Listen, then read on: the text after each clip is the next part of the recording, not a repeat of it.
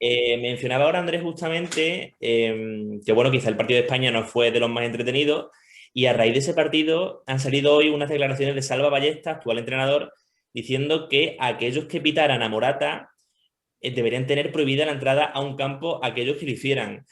¿Veis coherente el hecho de que se pitara por momentos, porque luego se contrarrestó con algún que otro aplauso y tal, porque al fin y al cabo la gente se dio cuenta de que pitar a Morata en la Cartuja, en nuestro propio país y tal, pues no era la mejor opción en una Eurocopa y tal?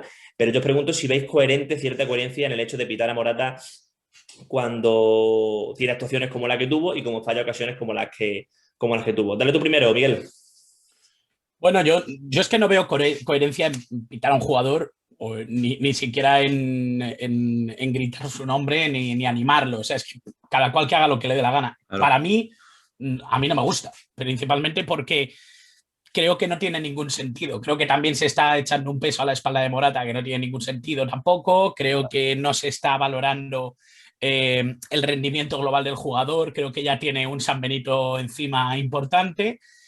Partiendo de este punto, a mí me puede gustar más Morata o menos, pero el desempeño está claro. Sabemos a lo que juega Morata, sabemos a lo que juega la selección y quizá pues ahí es donde pueden estar quizá los mayores enfrentamientos de lo que nos parece que tendría que ser y lo que es. Partiendo de ese punto. Para seguir, me gusta mucho que la gente critique esto, pero es que llevamos mucho tiempo escuchando este tipo de estupideces en el público y en la afición española con respecto a jugadores de la selección. O sea, se ha pitado a multitud de jugadores. Se ha pitado a Piqué, se ha pitado a Sergio Ramos, se ha pitado a Xavi, se ha pitado a Casillas, se ha pitado ahora a Morata. Es que me parece de una indecencia total. O sea, esto, y además tenemos la suerte de tener a Andrés aquí, en Alemania, esto yo no lo he visto jamás. Llevo viendo fútbol un montón de tiempo. Tengo, por suerte o por desgracia, he visto muchísimo fútbol histórico y es que esto me parece inconcebible. O sea, nunca jamás he visto un caso tan llamativo de tirar piedras contra tu propio tejado. Y luego, además, la sensación, ¿no?, de que esto que se suele decir, que aquí en España es muy manido, lo de que todos somos seleccionadores en nuestra casa, se está llevando a un extremo, ¿no? Y me da la sensación de que a todos nos puede gustar más o menos el trabajo que se está haciendo en la selección por parte de Luis Enrique, pero lo que tenemos que intentar es entenderlo, empatizar con la realidad de lo que es el trabajo diario con una selección de futbolistas, sobre todo cuando ha habido una transición tan clara, ¿no? Porque parece que todo el mundo quiere recordar de 2008 a 2012, pero muy pocos recuerdan del 94 al 2008. Entonces, da la sensación de que hay ciertas incoherencias con respecto a cómo se está valorando el periodo de la selección, ya no solo a partir de 2008, sino también a partir de 2012 y el trabajo que se viene haciendo. Independientemente de eso, lo de los pitidos, pues como te digo, ¿no? Yo personalmente creo que la gente que haga lo que crea que tiene que hacer, pero me parece que de fútbol, de deportivo y sobre todo de llamativo, pues tiene poco.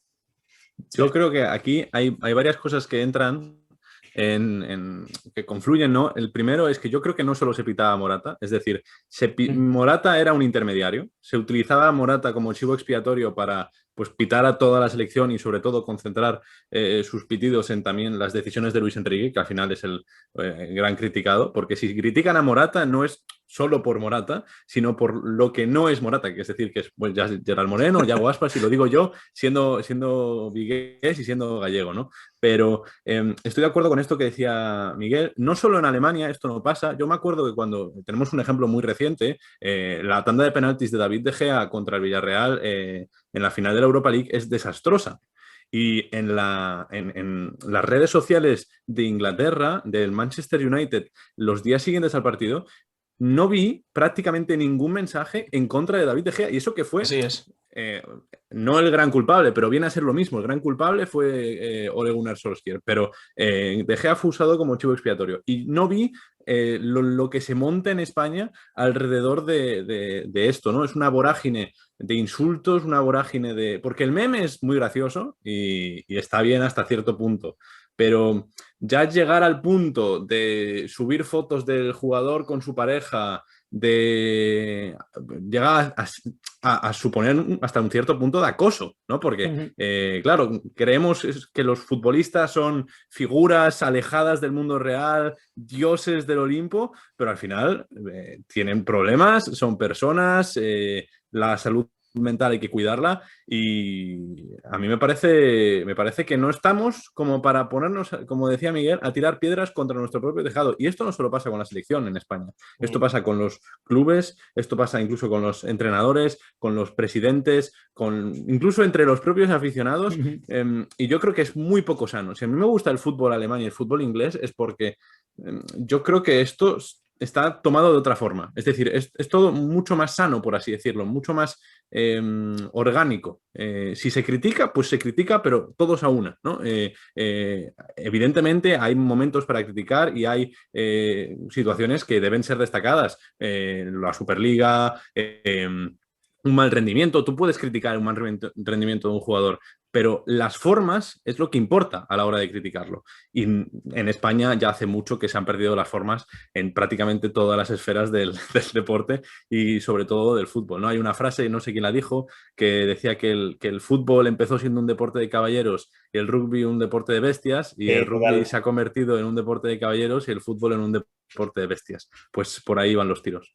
Totalmente. Al fin y al cabo, el partido de Morata no fue para nada malo, exceptuando la efectividad con los goles y tal, Claro. trabajando mucho sin balón, la capacidad defensiva que tiene de bajar en cualquier tipo de situación. Eso al fin y al cabo pues no es tan vistoso y parece que de momento se valora menos. Hablando justamente de declaraciones, también se ha escuchado que podrían abandonar la selección alemana hombres como Kroos o Gundogan. A raíz de eso quiero preguntar si se pueden venir años de bajón en esa medular alemana si abandonan simultáneamente la plantilla hombres como Toni Kroos o Ilkay Gundogan. Toni Kroos dijo en una entrevista a Kicker esta semana que el momento en el que se dé cuenta de que ya no va a la selección para ganar títulos, se retirará de la selección. Lo de Gundogan sí que me parecería más sorprendente, lo de Kroos al final no, porque es un jugador que viene sufriendo lesiones musculares estos últimos años y que al final retirarse de la selección es la mejor forma de intentar alargar la carrera. Lo hizo Jamie Vardy, lo hizo David Silva en el caso de España. Pero yo creo que no es tan grave. Si al final Alemania tiene algo positivo es el centro del campo. Porque ayer en el banquillo se queda sin jugar Florian Neuhaus. En la sub-21 tenemos a Niklas Dors, está Florian Wirtz. Después está el experimento de Joachim Löw de poner a Joshua Kimmich de carrilero derecho, que no funcionó, pero al final juega en el centro del campo y serían bajas sensibles, sobre todo la de Kroos, la de Gundogan. Al final es un jugador que ha tenido un rol menor en la selección y aunque este 2021 ha sido uno de los mejores jugadores de la Premier, no ha conseguido adaptar esto a la selección. Yo creo que no puede ser tan dramático como otras retiradas que sí serían más sorpresivas. Sí, bueno, yo en línea un poco con lo que dice Andrés, me da la sensación de que quizá siempre nos planteamos, ¿no? Desde la rigurosa perspectiva del presente, que el perder a un jugador en una selección puede ser devastador y realmente el tomar perspectiva de toda la historia de un equipo, de una selección, realmente a lo que nos empuja es a que, bueno, otros llegarán. Realmente, claro. Y teniendo en cuenta además el ejemplo, sobre todo de la selección alemana, como ha podido ser hace muy poquito el ejemplo de la selección española, que siempre se ha sacado talento constructivo. Quiero decir, también fue un drama cuando se fue Franz Beckenbauer, obviamente. Y era uno de los mejores futbolistas de todos los tiempos. Entonces, es cierto que hablar de este tipo de bajas es duro, pero no dejan de estar ahí esos jugadores. Y además, fíjate, añado un nombre que a mí me parece brutal que no juegue más en la selección alemana, que es Leon Goretzka. Me parece que ha hecho una temporada formidable y ahí está, ¿no? Está en el banquillo, que es que llama mucho la atención porque quienes seguimos un poco la liga alemana sí da la sensación de que es un hombre que se ha ganado estar ahí, pero está en el banquillo, ¿no? Quizá es también hacer sitio y sobre todo dar paso, pasar página y dejar pasar nuevas generaciones, que al final es el cuento de siempre, ¿no? Es lo bonito también del fútbol, ir descubriendo caras nuevas y bueno, ir renovando también un poquito quiénes son las caras y los nombres que nos ilusionan. Una Alemania que se vio superada finalmente por Francia, pero una Francia que venció a Alemania con un juego no excesivamente dominante. Yo vi que incluso dominó más Alemania, sino que vemos que Francia es un equipo que está dejando no tiene problema ninguno en ceder el balón al rival y en confiar en las galopadas de Mbappé por banda y en la forma de percutir que tienen sus hombres ofensivos. ¿Creéis realmente, veis muy firmemente que puede plantarse sin problema ninguno Francia en la final, incluso ganar la Eurocopa con un estilo basado en eso, un poquito más atrás, ceder el balón y confiar en el potencial ofensivo? Ya lo hicieron en 2018. Eso te lo iba a decir exactamente, lo hicieron en 2018 y de hecho, fíjate, no sé exactamente de quién lo he leído en Twitter, me parece brutal el comentario y es que decían algo así como que Francia está bonito porque vemos jugadores muy llamativos y muy especialistas en lo suyo que nos hacen disfrutar del partido como Mbappé, como Griezmann, como Benzema, ¿no? Ahora que ha vuelto a la selección. Pero este planteamiento te lo compran entrenadores que en otros casos hubiéramos llamado amarrateguis. Quiero decir, hablaban de Clemente en este tuit. No quería yo cerrarlo solo a ese nombre, pero la realidad es que es un planteamiento bastante conservador. Siempre lo ha sido. No ha cambiado mucho. Y lo que han hecho es que desde esa cerrazón, desde esa posibilidad de disputar siempre defensivamente los partidos, han tenido la capacidad de soltar y liberar, por así decirlo, ese talento ofensivo. Pero nunca han sido un equipo de plantear un partido brillante desde la construcción, desde la creatividad. Lo han sido desde la rotundidad. Al final tienen tantas piezas arriba que es difícil que Benzema no se entienda con Griezmann o que Griezmann no se entienda con Pogba o que Pogba no haga una carrera y le siga a Mbappé y le tire un desmarque. Es que es imposible que esos de arriba fallen. Y cuando atrás tienes lo que tienes, que recordemos que en realidad están jugando con 4 centrales atrás. O sea, vamos a recordarlo, porque Lucas Hernández, por mucho, perdón, Luis Hernández, Lucas Hernández, estoy aquí yo yéndome ya. Lucas Hernández no deja de ser un central zurdo, sí. Y Pavard es otro central zurdo. Es que nos estamos olvidando que esa alineación de 4 jugadores son los 4 centrales. Que es verdad que han funcionado, que es verdad que en el Bayern München ha funcionado muy bien también Pavard en esa banda derecha, pero no deja de ser un planteamiento conservador con mucho éxito y que está consiguiendo ganar partidos. Y eso es el fútbol, ¿eh? Ojo, que no nos vayamos a creer que esto es más feo o menos bonito que otros planteamientos, pero la realidad es esa. Claro, es que al final, también te digo, si yo tuviera a Mbappé, a Benzema y a Griezmann en ataque, claro, no tendría problema alguno en encerrarme atrás, porque es lo que dice Miguel, pones a Kanté a conducir el balón y te plantas con 4 megaestrellas mundiales, que además no solo son megaestrellas mundiales, es que tienen un físico portentoso que le suman a su fútbol, y ahí da igual que el equipo se te rompa, porque lo que han corrido para adelante van a saber correrlo para detrás, porque ya no son esa escuela de estrellas que corren hacia arriba y se quedan arriba remoloneando para bajar atrás, ¿no? Como las había, sin ir más lejos, hace 10 años, sino que suben y no tienen problema en apretar y volver para atrás. Al final, el esfuerzo defensivo que hace Griezmann en cada partido es la mejor demostración de ello. Ayer estaba en el 85 y estaba encimando a Kimmich en la cercanía de su propio área, del área francés. Es cierto que a todos nos gustaría ver una Francia mucho más propositiva, posiblemente, mucho más atractiva al espectador neutral. Al final es lo que dice Miguel antes, todos somos seleccionadores en nuestras casas y todos podríamos plantear cómo jugar de mejor manera, pero al final la mejor forma de jugar se demuestra ganando. Llegaron a la final de la Eurocopa 2016, ganaron el Mundial de 2018 y a no ser que haya un descalabro histórico, porque es cierto que yo creo que Alemania fue superior, sobre todo en la segunda parte. No es por ponerme aquí amante de la Premier League, pero en expected goals al final Alemania sale superior a Francia. Si no hay un descalabro histórico, Francia debería estar como mínimo en semifinales, y eso igual es decir poca cosa. Una selección que gana enteros, que gana posibilidades, sin duda, al menos para mí, es Portugal. Una Portugal que venció 0-3 a Hungría, bastante superior, con 2 goles de Cristiano.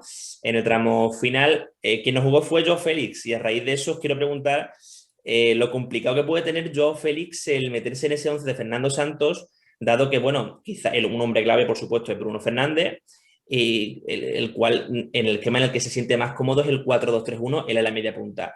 Pero con Diogo Jota o hombres como Rafa Silva, Bernardo Silva y tal, tiene francamente complicado Joao Félix meterse en ese esquema de Fernando Santos, ¿no? Y me parece que sí, lo tiene bastante difícil. Es cierto que en el Benfica jugaba más tirado como extremo, se apoyaba mucho en la banda, pero venía mucho si no me equivoco, me parece que jugaba con Seferovic y jugaba muy pegado a él. Se descolgaba mucho a banda, era un poco un jugador muy libre en la zona de ataque y iba un poquito para donde quería, ¿no?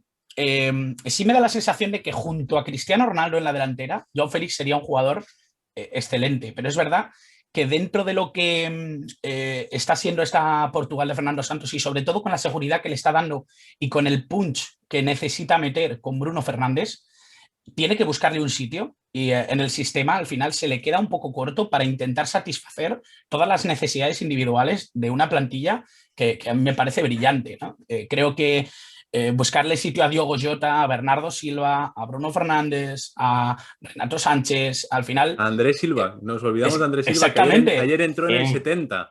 Sí, O sí, en el sí. 75. Un jugador que ha hecho otra temporada Temporada brutal, ¿no? En el liga, Eintracht.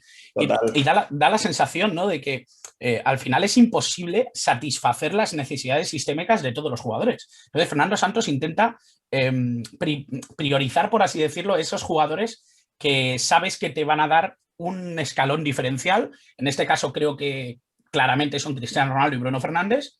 Y luego intenta habilitar un espacio, un ambiente coherente para que estos brillen, ¿no? Joao Félix ahora mismo no está en esa ecuación. No está y es clarísimo que no está. Y luego, además, la necesidad que impuso Hungría, que tengo que decir que hizo un gran partido, Sí. hasta el 65 creo que el partido fue formidable, luego se fueron apagando. Es cierto que un partidazo de Saray, el central del Fenerbahce, sí me da la sensación de que, a pesar de ese gran partido, ese bajón físico final, ese bajón competitivo final, hizo que Portugal se liberara y lo que necesitaba Portugal era precisamente eso, esos espacios, no tanto tener un cambio de sistema que a lo mejor hubiera provocado la entrada de Joao Félix. Es cierto que en ese sentido creo que Fernando Santos ha sido bastante inteligente, ha potenciado sobre todo la figura de Cristiano Ronaldo, que no hizo un grandísimo partido, pero que fue muy eficiente, como siempre suele ser, porque es formidable y aún sigue siendo uno de los grandes jugadores de este planeta, pero da la sensación, ¿no?, de que Portugal se tiene que acomodar a demasiados nombres y eso también plantea ciertas dudas con gente que tiene todavía que demostrar como Joao Félix. Es que es una situación similar a la de Francia en la cuestión de que tiene mucho nombre y mucho talento, pero es diferente porque al final Deschamps sí que ha conseguido dar con la tecla, ¿no? Porque, claro, el 2016 no nos queda tan lejos, pero para el proceso que ha vivido la selección de Portugal es una auténtica barbaridad, porque, por ejemplo, jugadores como Rubén Díaz, como Diogo Jota, como Joao Félix, como el propio Bruno Fernández... El salto de Bruno Fernández, estaba jugando en Portugal siendo no tenían, prácticamente... Exacto. No tenían importancia en esa selección y ahora son piezas vitales. Entonces, Joao Félix, no estoy diciendo que se haya equivocado yéndose al Atlético de Madrid, ni mucho menos. Yo creo que para juzgar un fichaje hay que esperar a que pase al menos el primer contrato entero de ese fichaje, pero sí que creo que acabar la temporada a medias le ha pasado factura y sobre todo que no encaja no solo con Cristiano, porque con Cristiano encajaría muy bien, que es lo que decía Miguel, sino que no encaja con Bruno, que es yo creo que el gran problema, porque es cierto que Cristiano sigue siendo la figura omnipotente y todopoderosa de Portugal, pero poco a poco los galones y sobre todo la estrella del equipo tiene que ir pasando, ¿no?, de un testigo a otro. Y no hay nada peor para Joao Félix que el que vaya a coger el testigo de Cristiano es un jugador que juega literalmente en la misma posición y haciendo un rol muy similar al suyo, ¿no? Porque yo no lo veo haciendo los movimientos de desmarque que hace Diogo Jota, que hizo un buen partido ayer, un poco fallón quizá en el último pase, en el último tiro, pero hizo un buen partido. Pero Joao Félix, a mí me parece que siendo una situación diferente, le pasará un poco como a Jack Grealish. Un Jack Grealish que también tampoco ha tenido la temporada más soñada que podía tener y que le va a costar un poco quizá entrar en dinámica de la selección inglesa. Veremos si finalmente Portugal sigue ganando enteros y colarse para competirle directamente a Francia, que como decimos la principal favorita, a pesar de que tenga ese juego poco menos vistoso para el espectador medio, un poquito más de retenerse atrás y confiar en las galopadas de su hombre más ofensivo. Pero bueno, veremos qué pasa también, por supuesto, con España.